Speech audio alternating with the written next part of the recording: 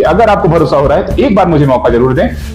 मैं आप लोगों को 20 वादे मैंने किए हैं, मैं 21 पूरे करके दिखाऊंगा, 20 पे मैं नहीं रुकूंगा। नमस्कार, JKG न्यूज में आपका स्वागत है। मूलभूत सुविधाओं को पूरा करने का संकल्प लेकर मैदान में निर्दलीय प्रत्याशी राहुल जीत सिंह।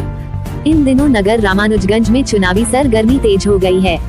रामानुजगंज नगर पालिका अध्यक्ष पद के निर्दलीय प्रत्याशी राहुल जीत सिंह के अनुसार लोगों का मिल रहा भरपूर समर्थन, नगर की जनता चाहती है बदलाव। मूलभूत सुविधाओं को पूरा करने का संकल्प लेकर उतरा हूँ मैदान में राहुल जीत सिंह। नगर रामानुजगंज में चुनावी सरगर्मी तेज हो गई है। युवा निर्दलीय प्रत्याशी को यह मिल रहे समर्थन क्या मत में तब्दील हो पाएगा? राहुल जीत सिंह ने मीडिया से बात करते हुए बताया कि वे चुनाव में दृढ़ संकल्प लेकर मैदान में उतरे हैं तथा चुनाव प्रचार के दौरान लोगों का भरपूर सहयोग भी मिलना बताया है। निर्दलीय अध्यक्ष प्रत्याशी राहुल जीत सिंह। मेरा जीत पाना इसलिए पॉसिबल है क्योंकि जो हमारे पूर्व अध्यक्ष जी हैं, जनता ने उनको 35 वर्ष की आयु में, लगभग 34 वर्ष की आयु में उनको चुन करके लाया था। रामानुजगंज युवाओं को पसंद करने वाला शहर है। जो दोनों ही प्रत्याशी, कांग्रेस की जो प्रत्याशी थी वो जब 35 वर्ष की थी तब उनको चुन करके लाया गया था, आज से 15 साल पहले। आज उनकी उम्र 50 साल है। जो भाजपा के प्रत्याशी हैं उनकी उम्र आज 44 साल है, उनको भी 34 साल की उम्र में ही जनता ने चुना था। तो रामानुजगंज युवाओं को पसंद करने वाला शहर रहा है, युवाओं को मौका देने वाला शहर रहा है। जो पूर्व अध्यक्ष जी हैं उनके बहुत सारे काम अच्छे भी हैं, लेकिन बहुत सारी कमियां उन्होंने छोड़ रखी हैं। और जो नगर पालिका के मुख्य काम है, सड़कें बनाना, सफाई करवाना, वो सब में भी वो कमजोर है।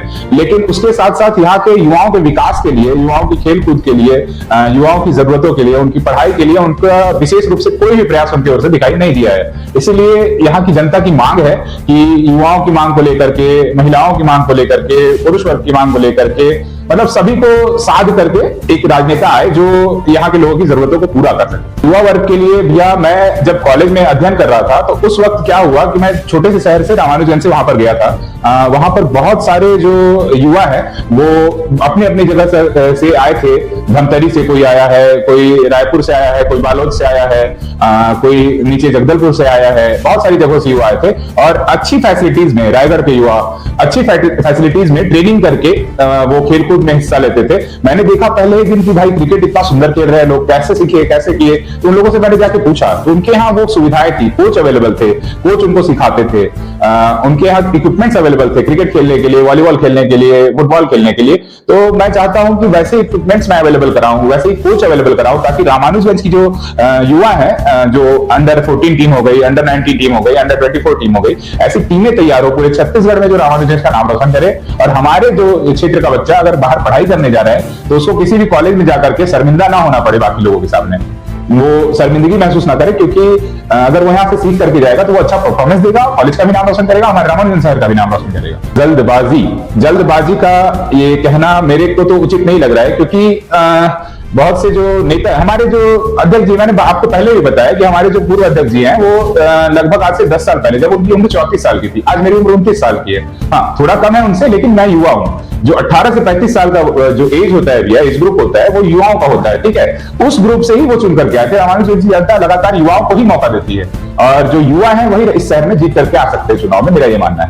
कार्यक्रम में मैं विशेष रूप से बताना चाहूंगा कि जो हमारे मीडिया वाले जो साथी थे, उन्होंने थोड़ी देर पहले मुझसे फोन करके मदद मांगी थी। मीडिया का जो काम है वो लगातार जो चल रहा है, वो मतलब ब्राइब नहीं बोल सकते उसको, एक तरह से सहयोग के रूप में बहुत सारे मीडिया चैनल अपने रिपोर्टर्स को खर्च पाने के लिए मांगते हैं। लेकिन उसके बाद क्या हुआ कि मैंने निर्दलीय प्रत्याशी है, मैंने उनको बताया कि भाई मैं निर्दलीय प्रत्याशी हूं, मैं आपको कोई सहयोग नहीं कर सकता।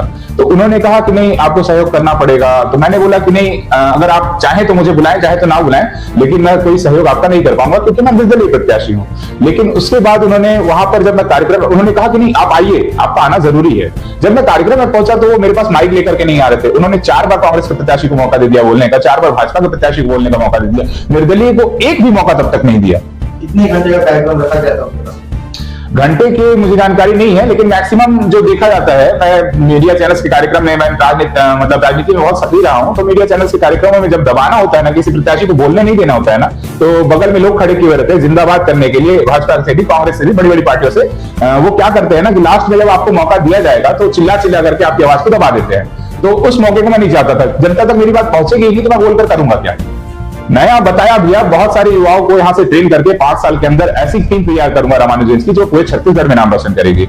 मैं महिलाओं को जो बहन बेटियां हैं हमारे शहर की, उन बहन बेटियों को टाउन हॉल फ्री में दूंगा। नगर में जो भी टाउन हॉल उपलब्ध है, मैरिज हॉल, बहन बेटियों की शादी में जो परिवार है वो थोड़ा सा खर्च के मामले में हमेशा त्रस्त रहता है, परेशान रहता है, तो उन लोगों की मैं मदद करना चाहता हूं। जो शौचालय है भैया शहर में, बहुत सारे शौचालय बने हैं। नरेंद्र मोदी जी की योजना थी शौचालयों को लेकर, विशेष रूप से उन्होंने उसको पूरा करने का प्रयास किया है। नगर पालिका को फंड दिया है, लोगों के घरों में शौचालय बनवाया है, लेकिन नगर पालिका ने उस फंड का बिल्कुल भी तरीके से उपयोग नहीं किया। सारे शौचालय इस हालत में है कि वहां पर कोई जा नहीं सकता है। आप जाकर के देखेंगे तो आपको पता चलेगा ये बात। हम आपके चैनल के माध्यम से मैं रामानुजन की जनता से हाथ जोड़ करके अपील करना चाहूंगा कि मैं एक युवा हूं, दोनों ही पार्टियों से मेरा कोई संबंध नहीं है और मैं इस चुनाव में निर्दलीय प्रत्याशी के रूप में उतरा हूं।